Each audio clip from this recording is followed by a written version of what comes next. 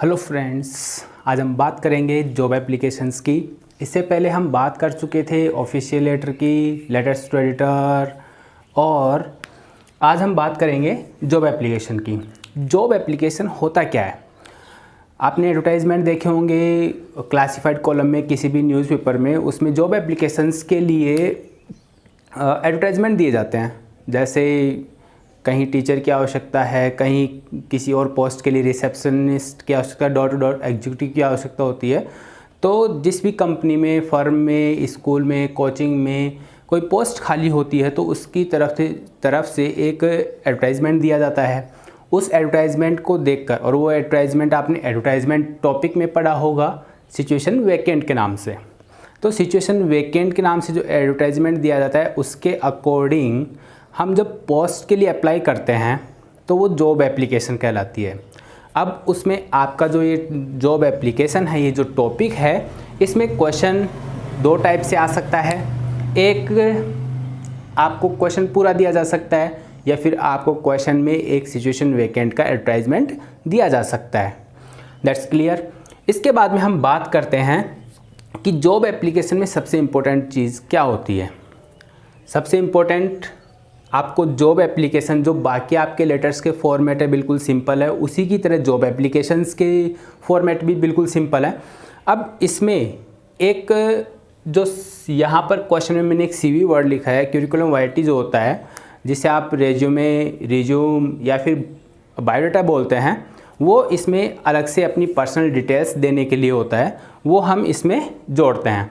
और job application जब भी हम अप्लाई करते हैं तो अपनी सारी पर्सनल डिटेल्स हमें देनी पड़ती हैं। तो आज हम इसको पढ़ते हैं। यहाँ पर मैंने एक क्वेश्चन लिखा है, Adarsh Bal Vidya public school Jaipur urgently requires a post graduate to teach English. Adarsh Bal Vidya public school Jaipur, उसको एक पोस्ट ग्रेजुएट इंग्लिश टीचर की ज़रूरत है। For which they have placed an advertisement in the Rajasthan पत्रिका, जिसके लिए उन्होंने राजस्थान पत्रिका में एक एडवर्टाइजमेंट दिया है। यू आर कार्तिक और किरण, आप अपना नाम, जो योर्स फेथफुली के बाद में लास्ट में जो आप अपना नाम लिखते हैं, यदि आपको क्वेश्चन में कोई नाम दिया जाए उसके अकॉर्डिंग लिखना है। आपका नाम चाहे कुछ भी हो, लेकिन वहाँ पे ये नहीं मानना है कि हमारा नाम क्या है, आपको वही नाम लिखना है जो क्वेश्चन में दिया गया है। You are Kartik Kiran from 56 Shyamnagar Jaipur. तो यहाँ पर ये एड्रेस किसका हुआ? ये आपका एड्रेस हो गया। Draft a letter including a CV applying for the advertise post, और दिए गए विज्ञापन में दिए गई जो पोस्ट है उसके लिए आप अप्लाई करते हुए एक लेटर आपको लिखना है। और यहाँ पर मैंने वर्ड्स की लिमिट लिख दी है 120 to 150, ठीक है। और ये वर्ड्स लिमिट बहुत इंपॉर्टेंट होती है। आपको ज़्यादा वर्ड लिमिट 200 से तो एक्सीडेंट करना ही नहीं है, पार 200 से पार तो आपको लिमिट क्रॉस करनी ही नहीं है। तो चलो देखते हैं। सबसे पहले आपने जब लेटर्स पढ़े उसमें सबसे पहले आपने क्या लिखा? सबसे पहले आपने लिखा रिसीवर्स एड्रेस। तो आपका एड्रेस क्या है यहाँ पे? 56 श्यामनगर जयपुर, ये आपका एड्रेस हो गया, ठीक है। तो आप सबसे पहले अपना एड्रेस लिखेंगे। सपोज़ आपको एक तो अपना पर्सनल एड्रेस, जो घर का एड्रेस है, वो आपको नहीं पता, आपको लिखना ही नहीं है। यदि आप एग्जामिनेशन हॉल में बैठे हैं तो एग्जामिनेशन हॉल लिख दें, प्लेस का नाम लिख दें, या फिर कोई भी इमेजिनरी आप यहाँ पे एड्रेस लिख सकते हैं। इसके बाद में आती है डेट। अब डेट आपको कौन सी लिखनी है? यदि विज्ञापन में, एडवर्टाइजमेंट में यदि कोई डेट दी गई है तो आपको उसके बाद की डेट लिखनी है, क्योंकि एडवर्टाइजमेंट पहले आएगा, आप अप्लाई बाद में करेंगे। तो इसके अकॉर्डिंग आपको यहाँ पे डेट लिखनी है जिस दिन आप अप्लाई कर रहे हो पोस्ट के लिए। और जब आप कम्युनिकेशन में जो डेट मेंशन करेंगे, ये डेट उससे बाद की डेट होगी। इसके बाद में आता है रिसीवर्स एड्रेस। रिसीवर एड्रेस में आप किस को लिखोगे? सबसे पहले आप डेजिग्नेशन लिखेंगे, किस पोस्ट पर बैठे हुए व्यक्ति को आप संबोधित करते हुए, एड्रेस करते हुए पत्र लिख रहे हैं। तो सबसे पहले आप, जैसे यहाँ पे पोस्ट है टीचर की, तो उसके अकॉर्डिंग किसी स्कूल ने एडवर्टाइजमेंट दिया होगा, तो यहाँ पर हमने क्या लिख दिया? सबसे पहले द प्रिंसिपल। उसके बाद में आप उस स्कूल का, कोचिंग इंस्टीट्यूट का नाम लिखेंगे और उसका प्लेस लिखेंगे। ये 3 बातें हो गई। इसके बाद में आता है सब्जेक्ट, और सब्जेक्ट में आपको क्या लिखना है, क्वेश्चन में दिया गया है application for the post of A post graduate teacher. यदि आप इसको अंडरलाइन करके मेंशन करना चाहें तो आप इसको अंडरलाइन कर सकते हैं, लेकिन एग्जामिनेशन हॉल में आप अंडरलाइन जब इसे करेंगे तो आप पेंसिल और स्केल का यूज़ करें। पेन से आप, क्योंकि आप टेढ़ी मेढ़ी लाइन बना देंगे और वो आपका जो वर्क है उसको थोड़ा सा नीट एंड क्लीन करने में थोड़ा सा प्रॉब्लमेटिक होता है, तो इसलिए आप यहाँ पे क्या करेंगे, इसको पेंसिल और स्केल की हेल्प से आप अंडरलाइन करेंगे, अदरवाइज़ कोई ज़रूरत नहीं है। इसके बाद में हम बात करते हैं सैल्यूटेशन की। सैल्यूटेशन, यहाँ पर हमें कोई भी रेस्पेक्टिव वर्ड यूज़ करना है जैसे सर या मैडम, लेकिन उसके लिए हमें पर्सनल वर्ड यूज़ नहीं करने हैं जैसे योर डियर और डियर सर, तो यहाँ पर आप सर या मैडम यूज़ करें।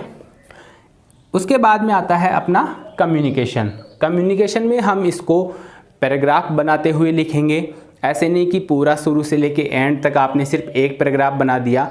दूसरी बात, इसमें ग्रामेटिकली जो आपकी ग्रामेटिकली वर्ड्स देखे जाएंगे वो सबसे इम्पोर्टेंट है। आपको ग्रामर का पूरा ध्यान रखना है कि आप जो सेंटेंस लिख रहे हैं ग्रामेटिकली बिल्कुल करेक्ट होने चाहिए, तो ग्रामेटिकली एक्यूरेसी आपकी सबसे इम्पोर्टेंट होती है।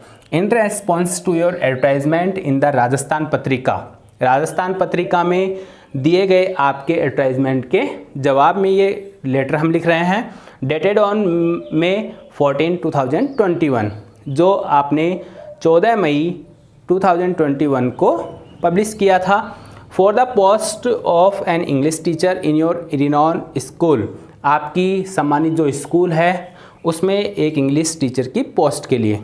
आई wish to offer my candidature, और मैं यहाँ पर अपना कैंडिडेचर, अपने आप को एक प्रतिभागी के रूप में पेश करता हूँ।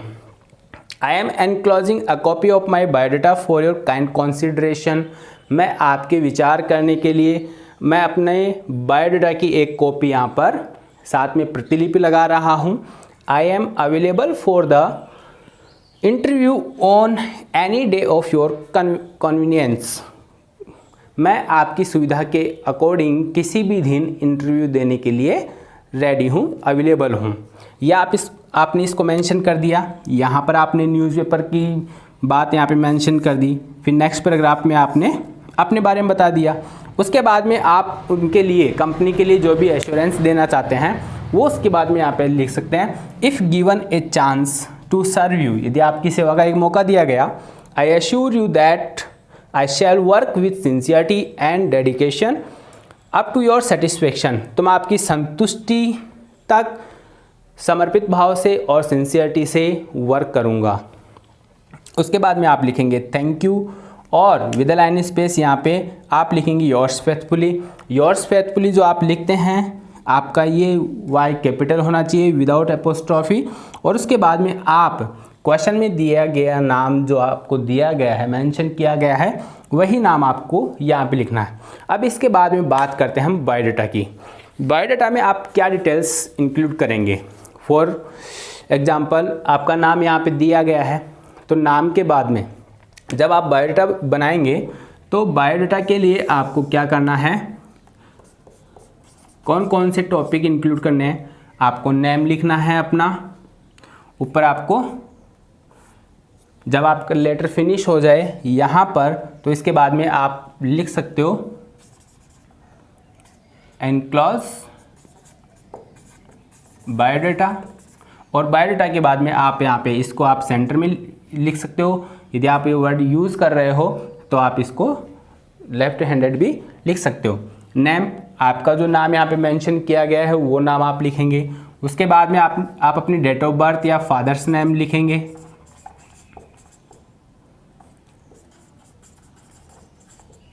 आपकी डेट ऑफ बर्थ लिखी जाएगी। डेट ऑफ बर्थ के बाद में आप इनको एक करेक्ट फॉर्मेट में लिखने की ट्राई करें। डेट ऑफ बर्थ के बाद में आपकी जो एकेडमिक क्वालिफ़िकेशन है वो आप लिखें। अब क्वालिफ़िकेशन के लिए यदि आप यहाँ पे एक टेबल बना लेते हैं जिसमें आप अपनी secondary education, high secondary education, graduation की पूरी डिटेल देना चाहते हैं, तो आप यहाँ पर एक टेबल बना सकते हैं जिसमें आप सेकेंडरी लिखोगे, उस किस बोर्ड से आपने पास किए, पासिंग ईयर क्या है, आपकी परसेंटेज क्या है, ये आप इसमें मेंशन कर सकते हो। अदरवाइज आप यहाँ पर 1 2 3 टॉपिक या बुलेट लगा के फिर उसके बाद में आप यहाँ पे अपनी क्वालिफ़िकेशन मेंशन कर सकते हो।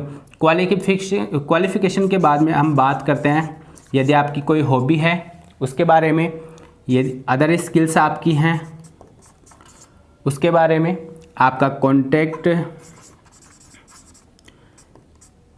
ईमेल जो है, कॉन्टैक्ट है और रेफरेंस, ये टॉपिक आप इसमें इंक्लूड करेंगे। इसके अलावा बाकी और भी आप अपने बारे में बहुत सारी पर्सनल डिटेल्स होती हैं वो आप यहाँ पर दे सकते हैं। आपकी नेशनलिटी लिखी जा सकती है, आपका मैरिटल स्टेटस जो होता है कि आप मैरिड हैं, अनमैरिड हैं, सिंगल हैं, वो आप इसमें मेंशन कर सकते हैं। और यहाँ पर इसके बाद में आप इसको यदि आप बायोडाटा को एक बॉक्स में क्लोज करें तो कर सकते हैं, अदरवाइज़ ये कोई ज़रूरी नहीं है। Thank you.